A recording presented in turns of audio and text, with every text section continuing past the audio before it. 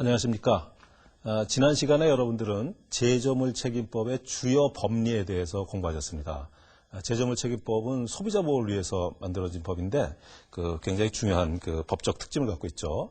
우선 제조물 책임법은 말씀드린 대로 민사 책임의 한 형태입니다. 그 제품의 사고가 굉장히 중대하게 발생할 경우에는 형사 책임이나 행정 책임으로 확대할 수 있지만 제조물 책임은 기본적으로 민사 책임의 한 형태이고, 그렇기 때문에 그 법적 책임의 유형이 기존의 법과 다른 특별법 형태로 되어 있죠. 기존에는 과실 책임이 기본인데 제조물 책임은 무과실 책임, 다음에 제품의 결함에 의한 책임이 근간으로 되어 있고, 그 다음에 입증 책임이 기본적으로는 피해를 당한 소비자 측이 입증을 해야 되지만 상당 부분 기업의 책임으로 돌아올 가능성이 있다는 것 기억하시기 바랍니다. 다음에 손해배상의 문제인데요. 손해배상은 일반적인 경우와 동일하지만 특히 미국 같은 데 수출할 때는 징벌적 손해배상의 문제가 발생한다는 거 설명드린 바 있습니다. 자, 오늘은 그에 이어가지고 면책조항과 연대 책임에 대해서 공부하시겠습니다. 면책조항은 기업의 책임 유무를 결정짓는 굉장히 중요한 항목이 되는데요. 그 내용을 파악하는 것은 기업이 제조물 책임에 대한 대책을 세우는데 굉장히 중요하게 되고, 그 다음에 연대 책임은 여러 기업이 관계가 있을 때 그 책임 관계를 결정하기 때문에 또 이것도 상당히 세밀한 검토가 필요합니다. 자, 그러면 면책조항부터 먼저 공부를 시작하겠습니다.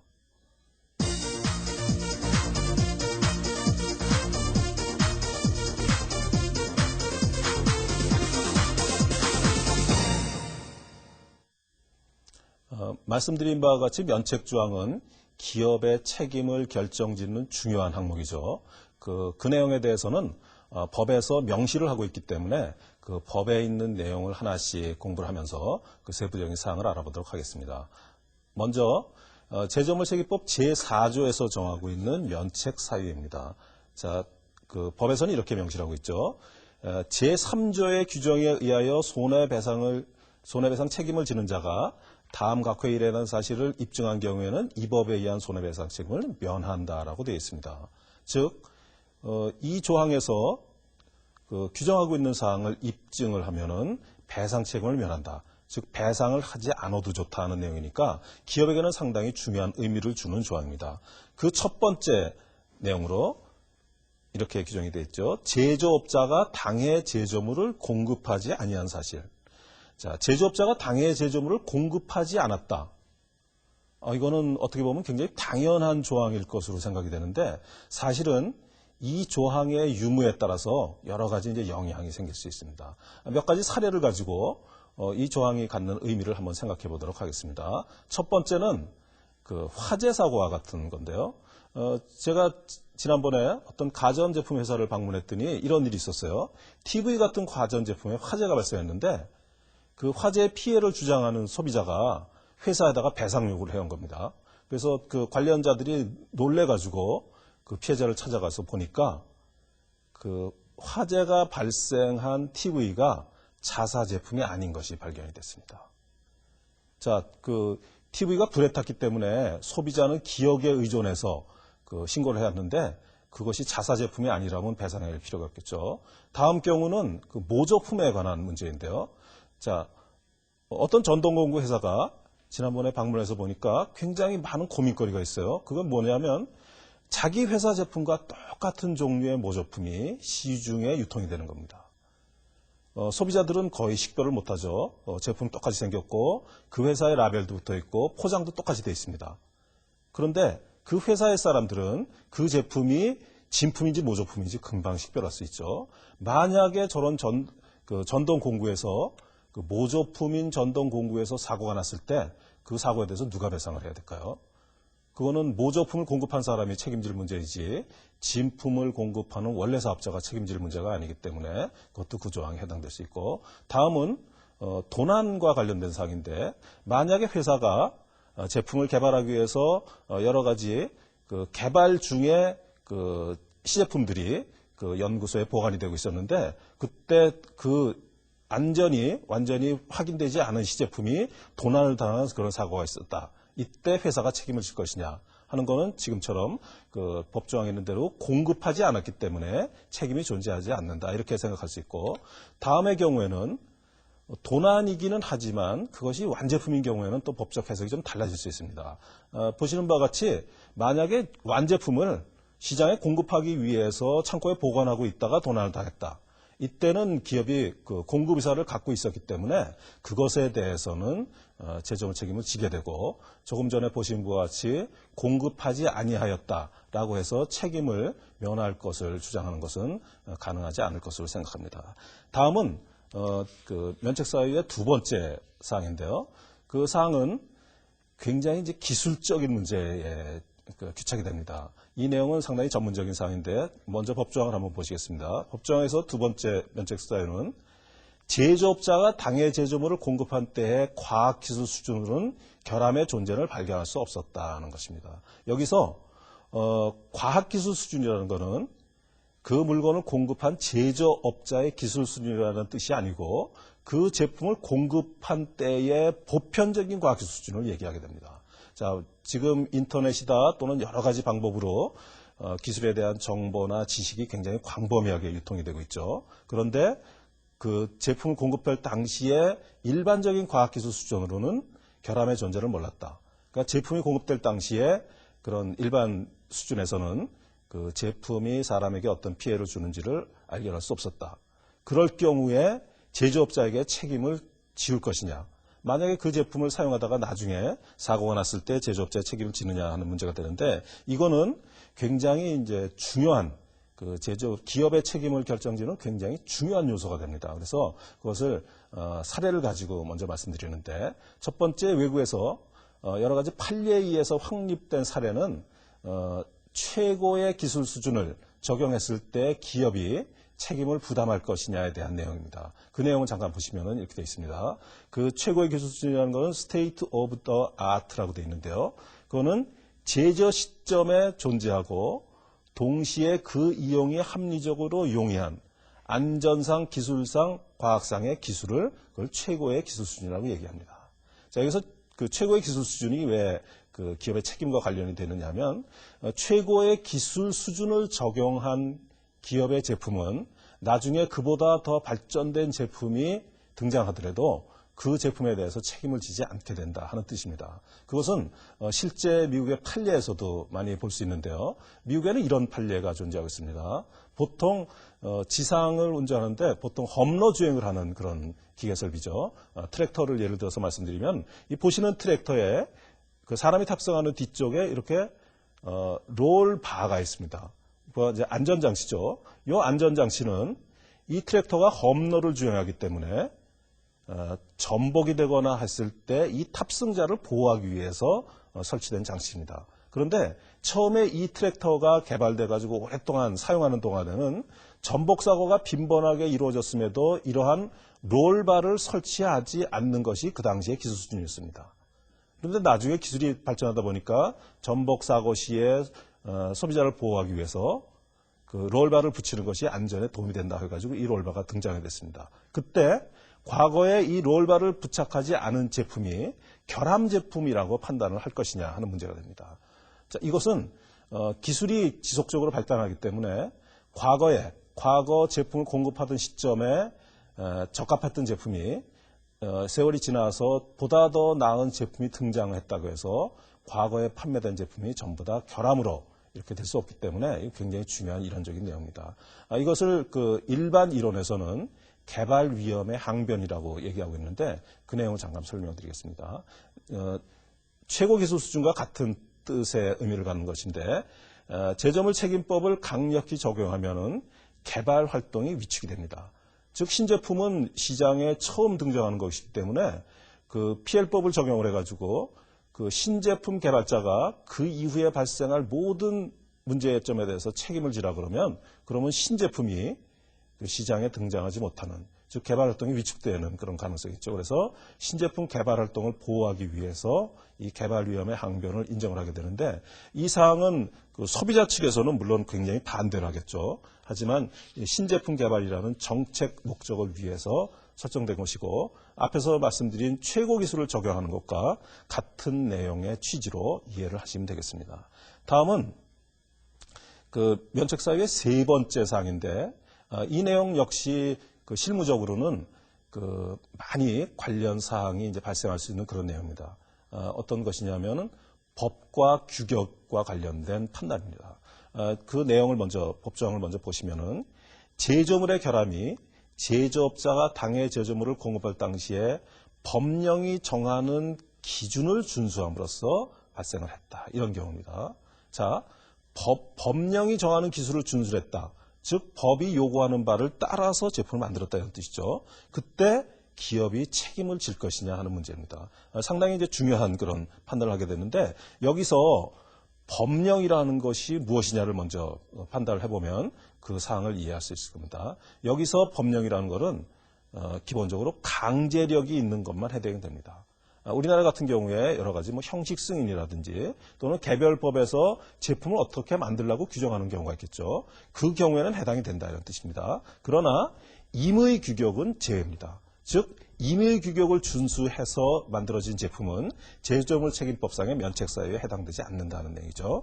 국내의 KS 규격이나 일본의 지수 규격, 유럽의 CE 규격, 그다음에 미국의 주로 전기용품 중에 해당되는 UL 규격 같은 것들은 임의 규격이기 때문에 그러한 규격에 준해서 제품을 만들었다 하는 것은 면책사유가 되지 않고 법령, 즉 강제력을 갖고 사업자를 규제하는 그 내용에 대해서만 면책사유가 인정된다 이렇게 하시면 됩니다. 그 기업의 면책사유가 법에 의해서 그 좌우가 되는데 이것은 소비자가 피해를 입었을 때 만약에 기업이 면책이 된다 그러면 그 책임이 국가 책임의 형태로 기착이 될 가능성이 있죠. 그래서 국가는 정책적으로 이 부분을 굉장히 제한적으로 운영하는 것이 선진국의 일반적인 예이고 우리나라도 그런 형태로 그 변화가 일어나고 있습니다.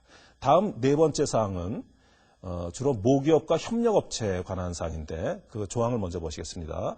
면책사유 네 번째, 원재료 또는 부품의 경우에는 당해 원재료 또는 부품을 사용한 제조물 제조업자의 설계 또는 제작에 관한 지시로 인하여 결함이 발생했다는 사실. 자, 이 사항은 일반적으로 모기업과 협력업체 간의 거래 관계에서 모기업이 협력업체에 대해서 지시를 하게 되죠. 그 지시가 어떤 경우에는 이제 구체적인 정보나 자료를 제공을 하면서 진행이 될 수 있는데 그 내용은 뭐 일반적으로 도면 같은 것을 제공하는 경우가 해당이 됩니다. 자, 예를 들어서 모기업이 어떤 도면을 협력업체한테 제공해서 도면대로 부품을 가공해달라라고 요청을 했을 때 만약에 그 도면이 잘못돼서 만들어진 제품이 사고가 났다 그러면 그때 누가 책임을 질 것이냐는 문제입니다. 모기업이 제공한 도면이 잘못됐다면 당연히 모기업이 책임을 지게 되겠죠. 그러니까 그 경우에 협력업체가 면책된다 하는 것이 이 면책사유의 내용입니다. 그런데 이러한 사항은 도면이라든지 하는 서면이 제공되는 경우뿐만 아니라 생산에 관한 지시 같은 형태는 보통 이제 구두로 지시되는 경우가 굉장히 많기 때문에 이때는 면책사유의 해당 여부를 따져서 그것의 어떤 그 근거를 당사자 간에 판단하는 것이 굉장히 중요하게 됩니다. 그 다음에 또 그 실무적인 관점에서 한번 보셔야 될 사항이 있는데 이 면책사유가 있다 그러면은 그 기업의 관련자들은 면책사유에 해당되니까 우리가 잘못된 것이 좀 있다 그래도 그대로 제품을 만들어서 뭐 문제가 될 것이 없다. 이렇게 이제 판단할 수 있겠죠. 하지만 그런 판단은 굉장히 잘못된 판단입니다. 면책사유는 위에서 말씀드린 그 면책 사유만이 있는 것이 아니고 면책 사유 2항에서 그 예외를 얘기하고 있는데 그 예외 조항이 사실은 더 중요한 조항이라고 볼 수 있습니다. 그 2항의 규정을 먼저 보시면 제3조의 규정에 의하여 손해배상 책임을 지는 자가 제조물을 공급한 후에 제품을 이미 시장에 공급했죠. 당해 제조물에 결함이 존재한 사실을 알거나 알 수 있음에도 결함에 의한 손해발생을 방지하기 위한 적절한 조치를 하지 아니한 때에는 제1항 2호 내지 4호에 규정한 면책을 주장할 수 없다라고 규정이 되어 있습니다. 자, 이 내용은 만약에 면책 사유에 해당하더라도 그것이 결함이 존재하는 사실을 알거나 알 수 있음에도 만약에 생산 과정에서 문제가 있다는 것을 그걸 알았다 그러면 그때는 배상을 해야 된다. 면책을 주장할 수 없기 때문에 배상을 해야 된다라고 이해를 해야 됩니다. 이 사항은 면책사유라는 기업의 그 책임을 회피하는 것이 중요한 것이 아니고 본질적으로 제품은 소비자의 안전을 확보하는 형태로 만들어져야 된다 하는 것을 강조하는 것으로 이해를 하시면 되겠습니다. 제조물책임법이 갖고 있는 기본 취지를 설명하고 있기 때문에 상당히 중요한 내용입니다. 잠시 쉬었다가 다음에는 연대 책임에 대해서 공부하시겠습니다.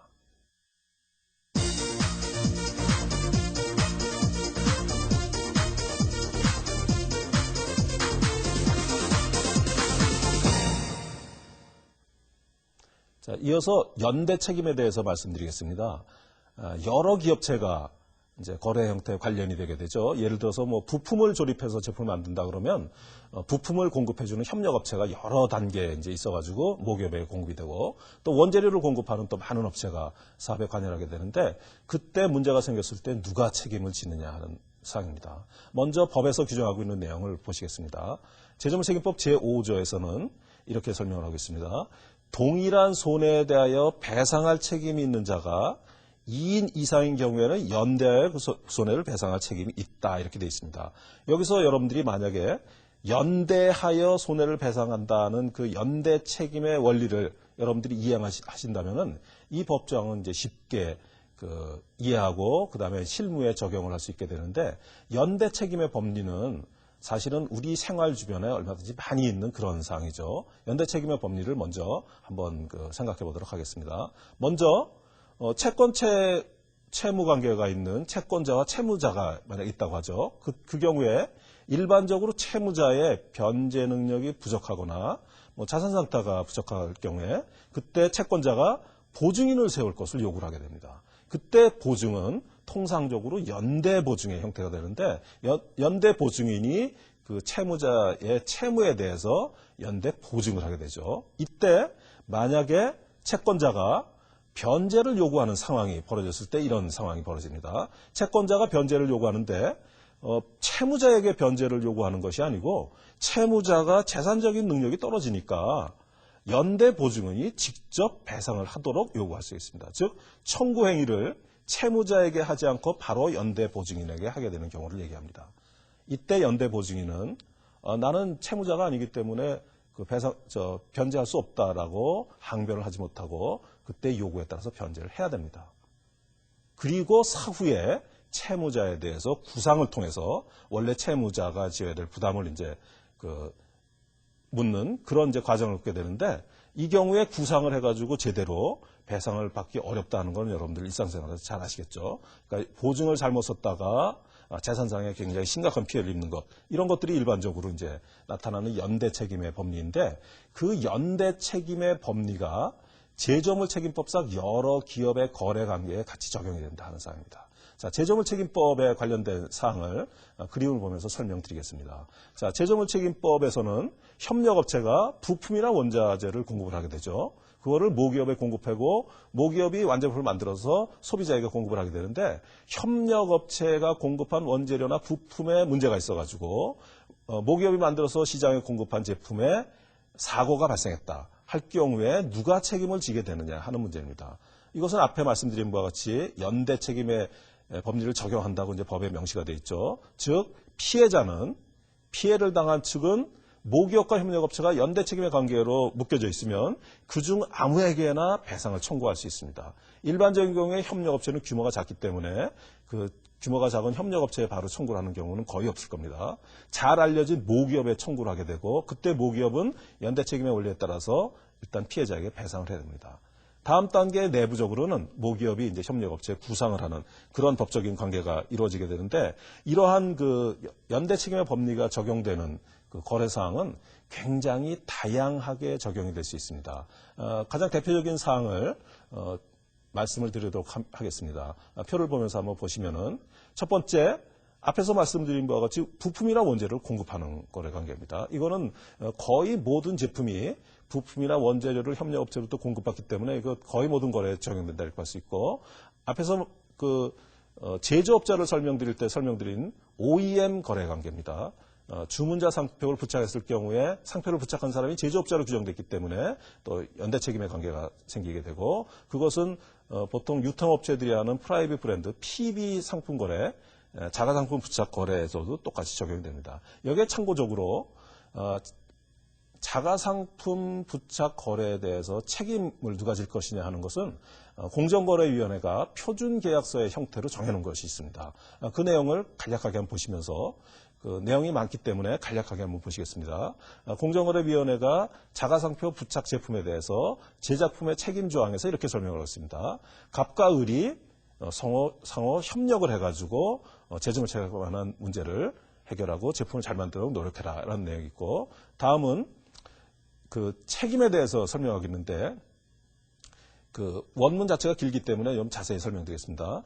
발주품의 규격 사양이 갑에 의하여 적용되었을지라도 발주품의 결함에 의해 발생한 경우에는 갑과 을은 서로 피해를 근거로 제기된 청구 및 소송을 각각 방어하여야 하며, 즉 소비자는 갑과 을 양쪽에다 다 그 배상 청구를 할 수 있게 되는 거죠. 그 다음에 그 청구 및 소송의 결과에 따라 모든 손해배상 및 재반 관련 비담을 부담하여야 한다, 이렇게 되어 있습니다. 갑과 을이 전부 다 책임을 지게 되는 거죠. 단 갑이 을에게 제공한 견본 및 사양 자체에 하자에 기인하는 사고에 이미 입증된 경우에는 갑이 동하자에 대해서 책임을 진다, 이렇게 되어 있습니다. 그거는 갑에게 귀책이 있을 때는 갑이 책임진다, 이런 사항이고요. 다음 조항에서는 갑이 제2항에 의한 청구 및 소송으로 인해 비용을 지출할 시 을은 그 비용을 보상한다. 갑이 만약에 전액을 배상했을 때 을이 자기의 귀책이 되는 부분에 대해서 배상을 해야 되겠죠. 그 다음에 갑과 을은 제2항의 청구 및 소송의 발생 방지, 방음의 대책 수립에 상호 최대한 협조한다. 갑과 을이 협력을 해야만 소비자의 피해를 줄일 수 있기 때문에 그런 내용을 공정거래위원회의 그 표준계약서에서 명시를 하고 있는 겁니다. 이거는 지난번에 제가 그 전자업종의 사례를 말씀드렸는데, 그런 제조업체 간의 거래 형태하고 그다음에 지금 보신 그 유통업체가 이제 관여되는 경우는 좀 차이가 있기 때문에 그 내용이 약간 상이하게 규정되어 있는 것입니다. 다음 그 기업 간의 거래에서 소비자에게는 배상을 하더라도 구상을 해야 되는 문제가 생기죠. 구상권의 행사에 대해서 알아보겠습니다. 구상권의 행사는 이렇게 되어 있네요. 협력업체 부담분에 대해서 구상권 행사가 가능하다. 아까 표에서 보신 바와 같죠.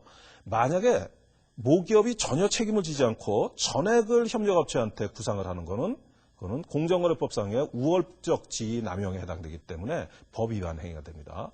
그 다음에 협력업체가 만약에 영세해서 배상을 부담할 그런 능력이 없을 경우를 예상을 해서 보험가입을 요구할 수도 있고, 이것도 합당한 내용입니다. 다음에 거래 계약에서 그러한 조항을 상당히 상세하게 표현을 해가지고 그 모기업과 협력업체 간의 거래에서 그런 사고가 발생하지 않도록 대비를 하게 되는데, 통상적으로 모기업이 협력업체를 관리하기 위해서는 다음과 같은 사항을 추가로 관리를 하게 됩니다. 협력업체 관리에 필요한 보완점을 한번 보시면은, 첫 번째, 협력업체를 선정할 때 그 업체가 제품을 품질이 좋고 안전하게 만들 수 있는 능력을 가진 업체냐 하는 것들 당연히 확인해야 됩니다.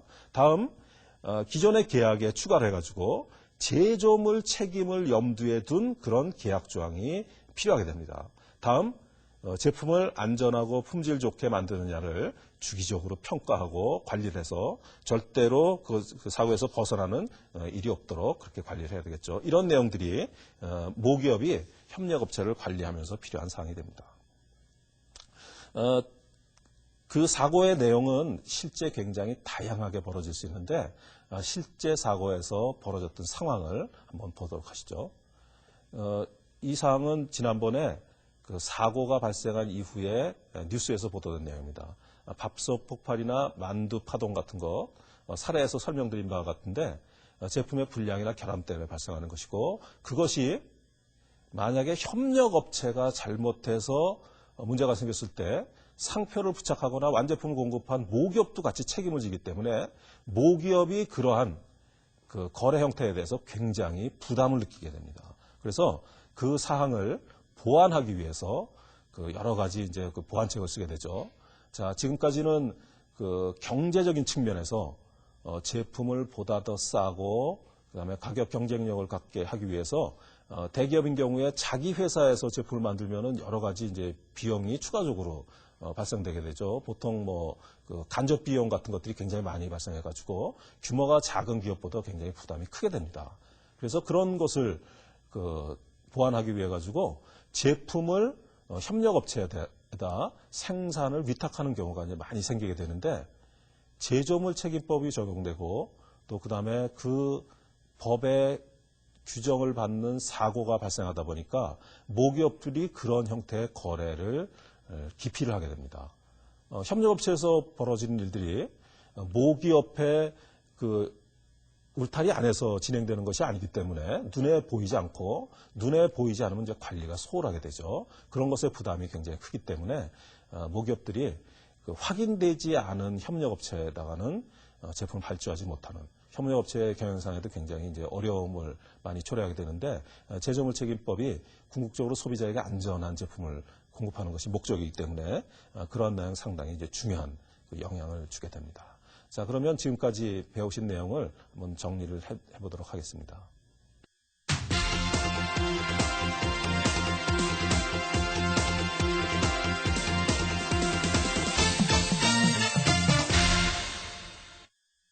자, 그러면 오늘 배운 내용을 한번 정리하겠습니다. 자, 면책 사유 중에서 개발 위험의 항변 또는 최고 기술 수준이라는 것, 굉장히 중요한 개념이죠.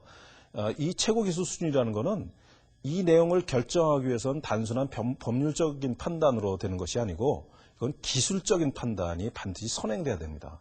즉 기술적인 판단에 의해서 그 제품이 결함이냐 여부를 판단하기 때문에 그 기업의 입장에서는 단순한 법리 검토뿐만 아니라 제품의 기술적인 사항을 같이 검토해서 해야 된다는 거 반드시 기억하시고 그 내용이 제품을 생산할 때 어느 수준에 맞춰서 할 것이냐를 결정짓는 요소이기 때문에 이 내용과 그 다음에 개발 위험의 항변 꼭 기억하시기 바랍니다.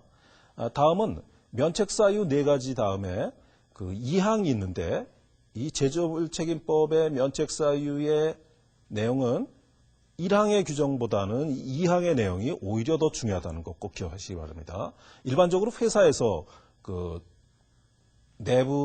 회사 내부에 있는 분들이 이런 생각을 할 수가 있죠. 면책 사유에 해당이 된다면 그 제품에 뭐 좀 문제가 있더라도 그 제품을 시장에 공급했을 때 면책이 될 테니까 우리가 크게 걱정할 게 없지 않느냐 이렇게 되는데 제조물 책임법에서는 시장에 공급한 제품이라도 여기 보면 적절한 조치라고 돼 있죠. 적절한 조치는 보통 시장에 공급하고 난 다음에 하는 조치는 리콜과 같은 조치고 리콜과 같은 조치를 하게 되면은 굉장히 비용 부담이 커지고 그다음에 기업에 큰 충격을 준다 하는 거 이미 여러분들께 말씀드린 바와 같습니다. 그런 영향이 있기 때문에 그 면책 사유에 해당한다 그래도 그러한 조치를 취하지 않으면 면책을 주장할 수 없다. 배상을 하여야 된다라고 규정하고 있는 조항을 오히려 우선해서 보셔야 됩니다. 다음 연대 책임은 2개 이상의 업체인 경우에 연대하여 구손을 배상한다 이렇게 해가지고 많은 업체가 관련된 사항일 경우에 연대 책임을 지어서 모기업과 협력업체 또는 원자재를 공급한 업체까지 포함해서 전부 다 책임을 같이 지게 된다 하는 내용 기억하시기 바랍니다. 자, 이상과 같이 오늘은 면책 사유와 연대 책임에 대해서 공부하셨습니다. 해당되는 기업의 책임을 결정짓는 굉장히 중요한 요소이기 때문에 여러분들 명심하셔야 되고요. 다음 시간에는 면책 특약. 면책 특약은 그 당사자 간에 약정이 있는 경우입니다. 조금 상황이 다르죠. 그 경우와 소멸시효에 대해서 공부하시겠습니다. 지금까지 시청해 주셔서 대단히 고맙습니다. 이상 강의를 마치겠습니다. 대단히 감사합니다.